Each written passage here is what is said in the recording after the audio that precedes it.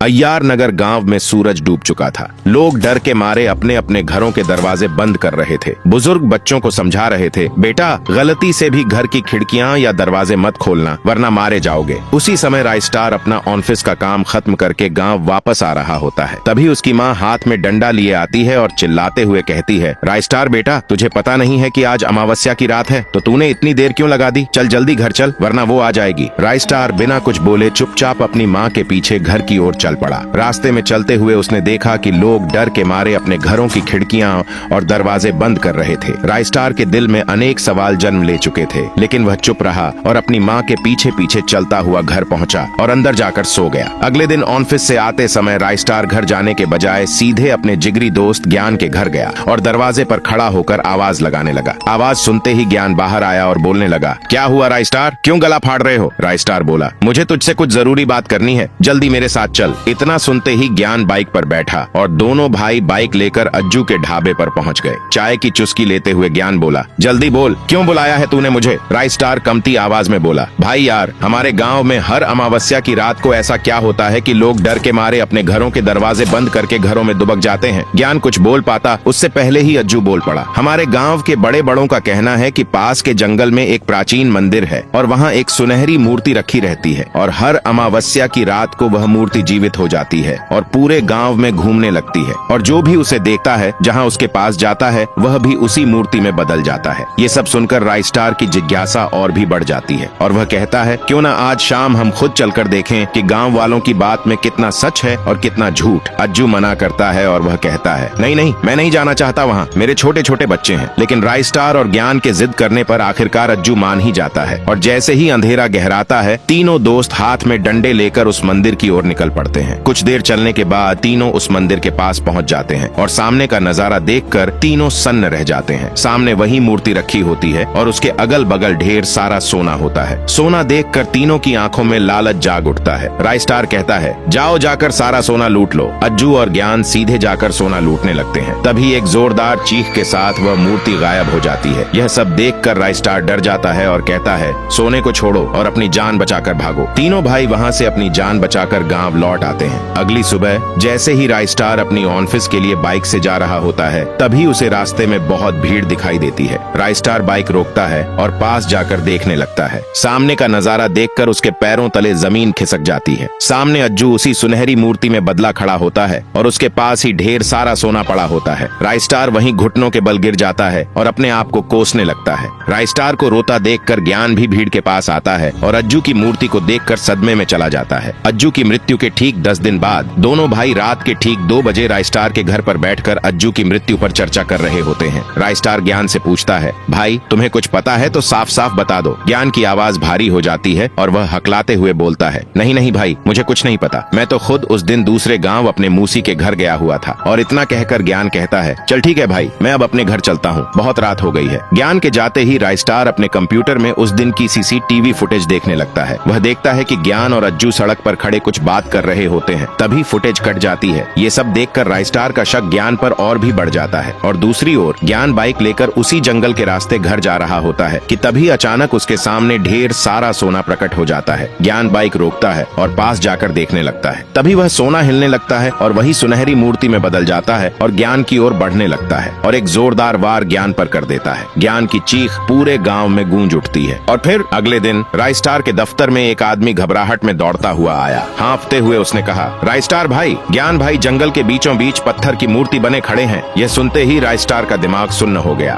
वह बिना एक पल गंवाए सीधे जंगल की ओर भाग पड़ा। वहां पहुंचकर राइस्टार ने देखा कि ज्ञान अब पूरी तरह से एक सुनहरी मूर्ति में बदल चुका था। उस मूर्ति के चारों ओर ढेर सारा सोना बिखरा पड़ा था। राइस्टार की आंखों से आंसू बह निकले। वह रोते हुए बोला, भाई तुम मुझसे कुछ तो छुपा रहे थे भाई। उस दिन के बाद से राइस्टार ने अपना दफ्तर बंद कर दिया और ज्यादातर समय वह घर पर ही रहने लगा। एक दिन उसे मजबूरन दूसरे गाँव जाना पड़ा। उसने जाते जाते अपनी माँ से कहा, माँ रात होने से पहले मैं घर आ जाऊंगा, तुम दरवाजा बंद करके सो जाना। इतना कहकर राइस्टार वहाँ से चला गया। राइस्टार के जाते ही उसकी माँ ने दरवाजा बंद किया और अंदर जाकर सो गई। जैसे ही राइस्टार गांव के बाहर गया, वह मूर्ति फिर गांव में प्रकट हो गई और जीवित होकर लोगों को मूर्ति में बदलने लगी। तभी वह राइस्टार के घर के बाहर जाकर राइस्टार की आवाज निकालते हुए बोली, माँ मैं घर आ गया हूँ, दरवाजा खोलो। जैसे ही राइस्टार की माँ ने दरवाजा खोला और बाहर आई, उस मूर्ति ने कुछ मंत्र पढ़े और उसी उसे भी मूर्ति में बदल दिया। फिर वह हंसती हुई वहाँ से गायब हो गई। अगली सुबह जब राइस्टार घर आया तो दरवाजे पर अपनी माँ की मूर्ति देखकर दंग रह गया और रोते हुए बोला,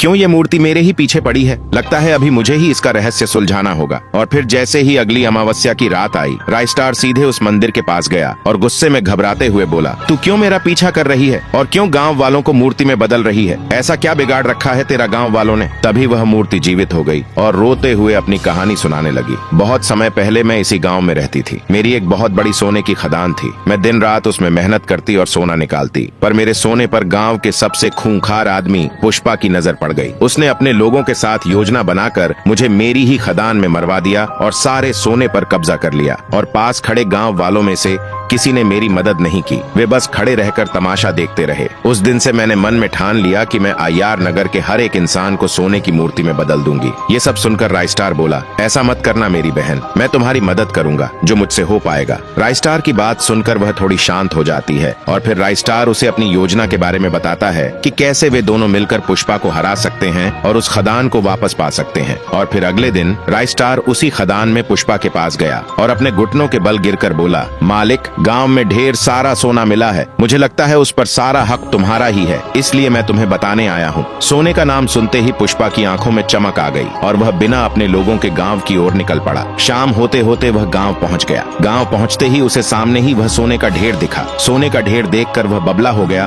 और सोने की ओर दौड़ पड़ा और हंसते हुए बोला, इतना सारा सोना, अब मुझे अंबानी बनने से कोई नहीं रोक सकता। तभी वह सोना हिलने लगा और वही मूर्ति में बदल गया। मूर्ति को देखकर पुष्पा की सिट्टी बिट्टी उड़ गई। वह वहाँ से भाग पाता उससे पहले उस मूर्ति ने उसे वही सुनहरी मूर्ति में बदल दिया और उसे अपने साथ लेकर गायब हो गई। पुष्पा के जाने के बाद ज्ञान भी पहले जैसा हो गया और धीरे धीरे अज्जू भी, और धीरे धीरे पूरा गांव भी पहले जैसा हो गया और उस खदान का नया मालिक बन गया। स्टारों का स्टारो राइस्टार।